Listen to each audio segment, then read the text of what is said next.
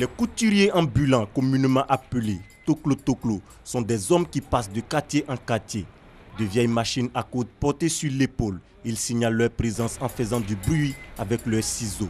Il lave ta machine, il veut taper ciseaux là. S'il a gagné un client qui m'a appelé, il veut faire travailler, c'est tout. Il y a les jours où tu veux gagner 5 000, 3 000, 4 000, tout ça là. Ouais, les jours ça ne marche pas, tu veux gagner 1 500. Non, c'est mon frère là qui m'a montré un peu de ce qu'il comprend.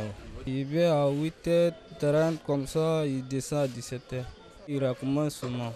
Ahmed est couturier ambulant. Il exerce ce métier depuis plus d'1 an dans la commune de Cocody, une activité qui lui permet de prendre sa famille en charge. Il paie maison, il paie ça à 15 000 à Belkosla.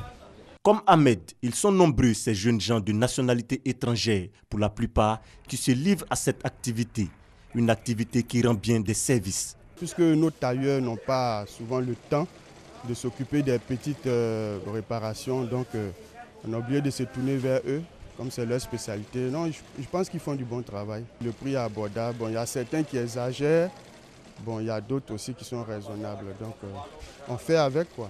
Quand c'est trop grand, quand c'est serré, ou bien quand une partie dépasse l'autre, voilà, c'est pour accommoder ça.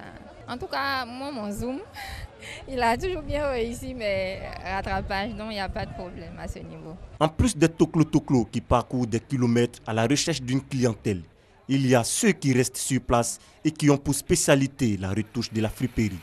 Ici, dans la commune d'Adjamé, Amadou en a fait son métier. Il y a les femmes aussi qui viennent, les clientes qui viennent quand leur habit est gros. Elles viennent et puis on range pour eux. Demain, il y a les autres femmes qui m'appellent là-bas pour m'envoyer des clients pour lui dire que mon travail est bien fait. C'est mon métier. C'est un métier là, moi, de nourrir ma famille. J'ai appris le métier jusqu'à... J'ai fini maintenant de travailler pour moi-même. On a laissé notre parent depuis 10 ans comme ça, 11 ans, on est en étranger, on compte sur ce métier. S'ils font la joie de certains, pour d'autres, ce n'est pas le cas. Il est arrivé que ce soit bon. Mais il est arrivé parfois aussi, tout aussi dépend du tissu. Parce que souvent ça a été bon, mais lorsque le tissu lui-même n'est pas de bonne qualité, à force de raccommoder ça, finalement ça se gâte. Le toklo-toklo, lui, n'a pas appris. S'il rate, ça devient des discours. Donc je préfère aller chez le couturier. Encore, c'est préférable, quoi. Je ne leur fais pas confiance. Chez le couturier, c'est cher, mais c'est préférable d'aller là-bas. Un métier porteur d'espoir, mais les difficultés sont nombreuses. Entre nous et puis les impôts, là. Des fois, on prend papier à la mairie. Après, impôt vient dit non, nous, on ne doit pas prendre. Et papier à la mairie, là-bas, c'est l'impôt, on doit partir prendre. Les toklo-toklo ou couturiers ambulants, un métier qui résiste au temps.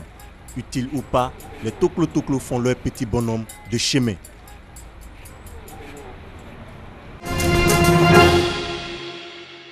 Une cinquantaine d'experts nationaux issus des secteurs privés et publics de tous les domaines d'activité liés à l'exploitation du bois et au commerce national et international ont pris part à cet atelier. Objectif, mettre en place une plateforme de réflexion sur les mécanismes de commercialisation des produits bois nationaux sur les marchés africains.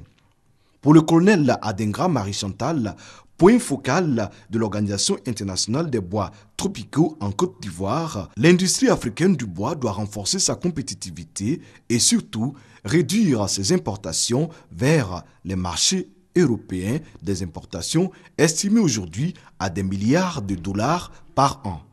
Le colonel Soro Doplé, directeur de cabinet représentant le ministre des Eaux et Forêts, note que les attentes de Côte d'Ivoire pour le développement d'un commerce intra-africain sont énormes. Il s'agit, a-t-il indiqué, d'ouvrir les débats sur les problèmes relatifs aux contraintes de la transformation plus poussée du bois, du commerce des bois et des produits dérivés, et également d'en évaluer les impacts et les potentialités sur l'économie ivoirienne. La ressource se raréfie. Ceux des bois que nous exportons ou des produits qui sont exportés ne font pas donc suffisamment l'objet d'une transformation. Tout un chacun en a pris conscience et je pense que des pistes d'action vont certainement être trouvées pour nous amener donc à plus pousser la transformation de nos bois. Cet atelier de 2 jours est financé par le gouvernement, japonais. Notons que la Côte d'Ivoire fait partie des 3 pays africains qui ont été désignés pour mener des réflexions en vue de la création des marchés interafricains du bois. Comment occuper sainement les enfants pendant les vacances scolaires? L'Institut national supérieur des arts et de l'action culturelle INSAC a trouvé la solution à travers l'activité vacances artistiques. La cible concerne les enfants de 3 à 16 ans qui ont le choix entre plusieurs disciplines de l'art et du sport. Il s'agit de la danse classique, moderne et africaine, du théâtre, du conte, du chant, des arts martiaux et bien d'autres. Cette année, 300 enfants ont été formés lors de la première session pendant le mois de juillet. Notre objectif dans cette activité, c'est de permettre aux enfants de ne pas trop se stresser, de ne pas penser à tout ce qu'ils ont eu au cours de l'année scolaire. Et c'est pour cela que nous ne serons pas dans nos activités les problèmes de mathématiques, de physique, de chimie. Ils viennent pour s'amuser et pour apprendre. Satisfaits de la qualité de la formation, parents et enfants encouragent les initiateurs à maintenir l'activité chaque année. C'est une très belle initiative parce que ça permet de développer l'esprit artistique des enfants et en plus ça les occupe sainement. En tout cas, j'ai pris beaucoup de plaisir à assister à la manifestation d'aujourd'hui. J'ai vu que les enfants ont du talent. Il faut savoir déceler ce talent-là et le développer. Cette session de vacances artistiques, j'ai beaucoup aimé la danse, le chant, puis aussi les cours de flûte.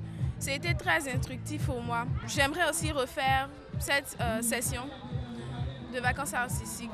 La deuxième session de vacances artistiques se déroulera du 4 au 29 août à l'INSAC dans la commune de Cocody.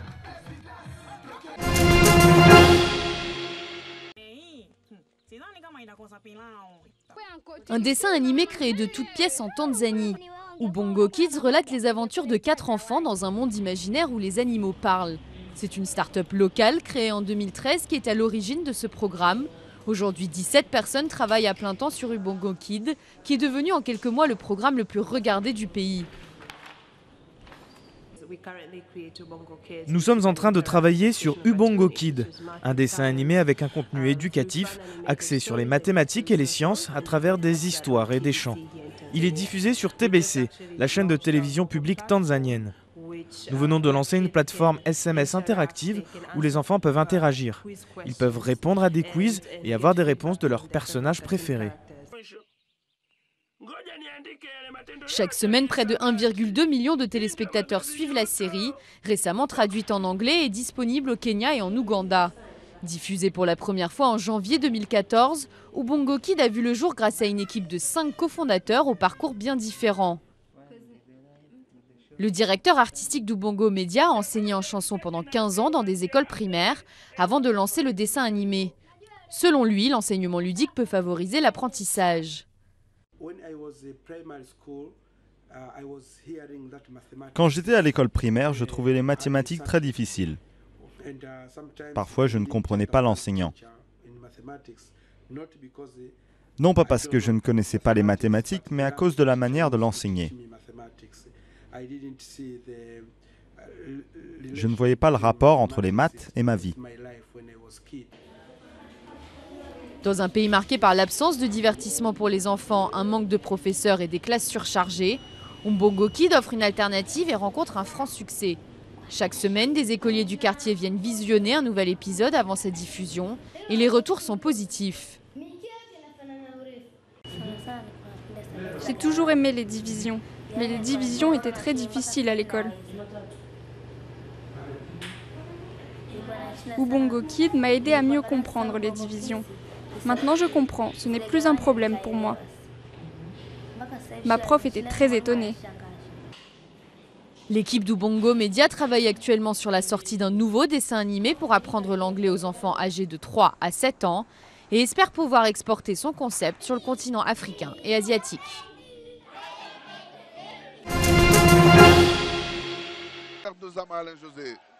L'affiche ASEC Africa tant attendue par les supporters des deux camps en finale de Coupe nationale n'aura pas lieu cette année. Le CO Boisflé a déjoué les pronostics en s'imposant face aux jaunes et noirs. Une ambition affichée dès la 7e minute. Mamadou Diomandé obtient un penalty. Le but est signé Solomon Williams. Boisflé est lancé, Leiba Junior double la mise 30 minutes plus tard. L'ASEC Mimosa est mené 2-0. Les Mimosas réagissent avant la pause sur penalty provoqué et transformé par Traoré Moussa. Traoré et contre-pied. 78e minute, Brefo Mensa sauve l'honneur en égalisant pour l'ASEC. 2-2 après 90 minutes de jeu, tir au but. Ablakor Yao Yves et Guindo Saliou n'assurent pas pour l'ASEC Mimosa, contrairement aux joueurs du CO Boisflé qui font un sans faute. 4-2. Le CO Boisflé revient 11 ans après son premier trophée de Coupe nationale.